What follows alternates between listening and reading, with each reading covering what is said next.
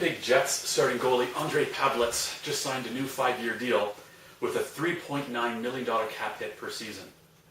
Now, is he worth that much money? If so, why? Or is that too much? If so, why? Hi, I'm Rob Vollman, and welcome to the Sabermetrics Network.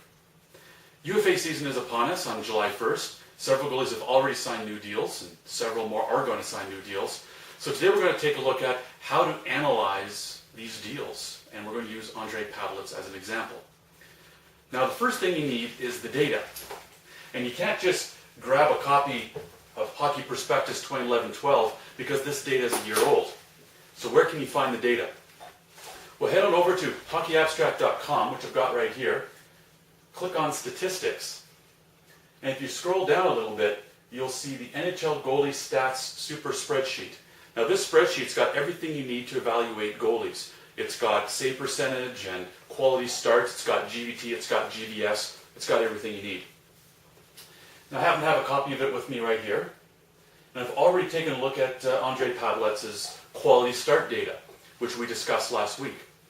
Last year's quality start percentage was only 52.2%, well below average. And you also notice that of the combined 6-year quality start data that we looked at, Ondrej Pavelec is one of the league's worst starting goalies when it comes to consistently giving his team a chance to win. In fact, even worse than the veteran Chris Osgood that we're picking on. Also, you can take a look at GVS, and even when he had a cap hit of $1.15 million as he did this season, he still had a negative GVS of minus 7.3. He was costing the Jets 7.3 goals last year.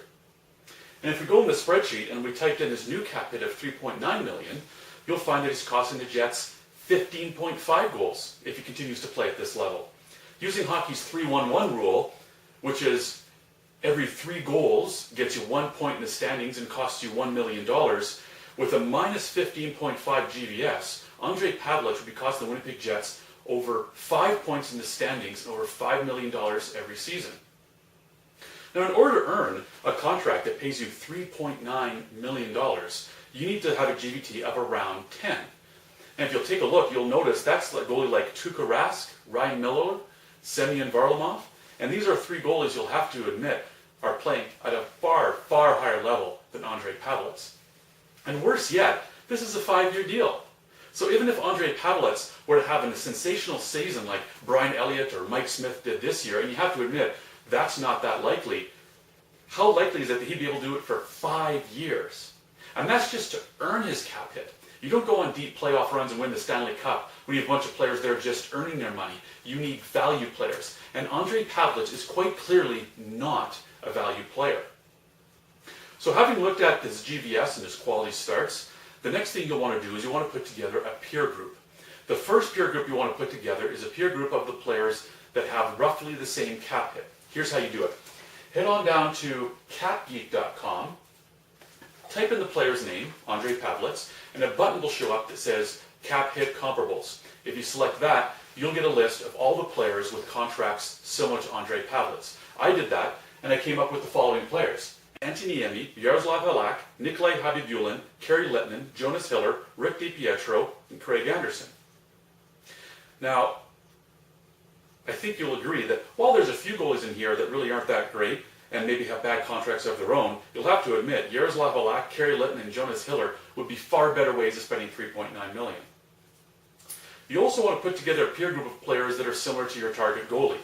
Now, fortunately, Jonathan Wilson's already done that for us, which actually brings me to my next point. An important step to make after you've done your own analysis is to find the local experts and get their take on the deal. For all you know, there's something going on statistically that you're not aware of that they can help you out with. And Jonathan Wilson was already kind enough to pull together a list of his comparables. But you can also do this for yourself. Head on to hockeyreference.com. In the top left-hand corner, you'll see Play Index. Choose that. It's a fantastic tool where you can find players that are statistically similar. And in the case of Ondrej Pavelec, here are the players that Jonathan Willis found that had similar save percentages over the past 3 seasons that he's been a starter. Martin Brodeur, Corey Crawford, Devin Dubnyk, Brian Elliott, Michael Neuwirth, and Jean-Sébastien Giguère. Now, with the exception of someone like Brian Elliott, this is clearly not a group that you would spend $3.9 million on. But this is Ondrej Pavelec's peer group. Now, I couldn't catch up with Jonathan Willis himself to get his take, but I did catch up with his peer Marty Clarke on Jets Nation and asked him what he thought about Ondrej Pavelec and this deal in particular. Here's what he had to say. I think the Jets have frankly overpaid a little bit. They're paying for potential in this case. Pavelec can make spectacular saves. We've seen it. He learned from Kari Lehtonen back in Atlanta. Great.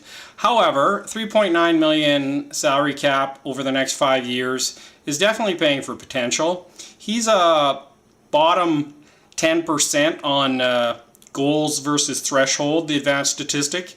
And in terms of save percentage and goals against average, he's just middling. So I think the Jets are hoping it works out for the best. They're paying for potential, much like you pay for potential of draft picks.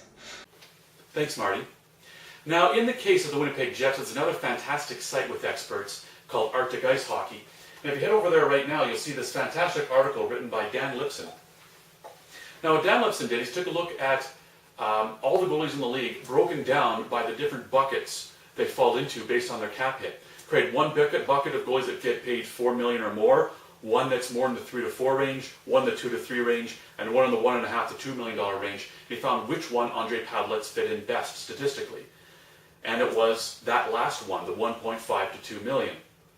So clearly Dan Lipson's analysis concludes that Ondrej Pavelec is barely worth the money he's already paid, let alone the substantial increase that he was just signed to for 5 years.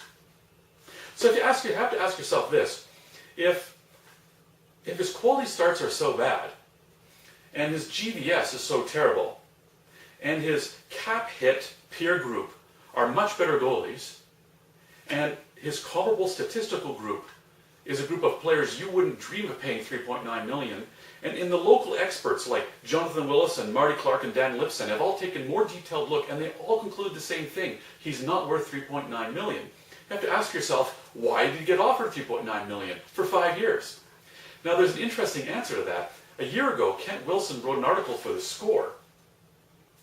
Now, he was talking about Steve Mason and Michael Leighton and Antti Niemi, but every year there's a goalie that's overpaid, and Kent Wilson seems to think that there's almost a psychological answer to it, a human behavioral answer to why certain goalies are overpaid.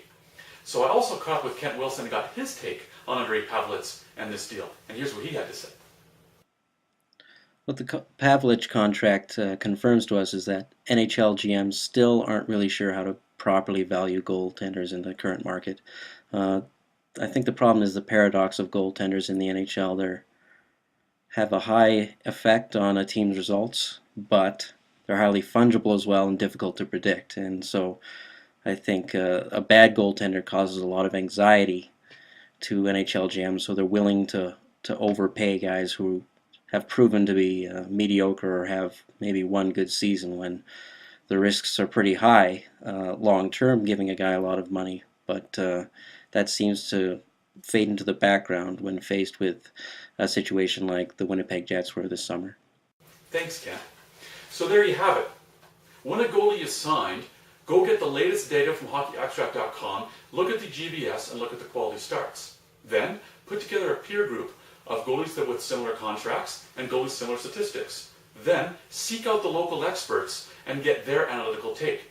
If you're not sure who the local experts are, shoot me off an email and I'll let you know. Anyway, that's all the time we have for today. Thank you for joining me once again here on Sabermetrics Network. I'm Rob Vollman, and if there's analysis that you'd like my help with, please send me an email. It's vollman@hockeyabstract.com. Thanks.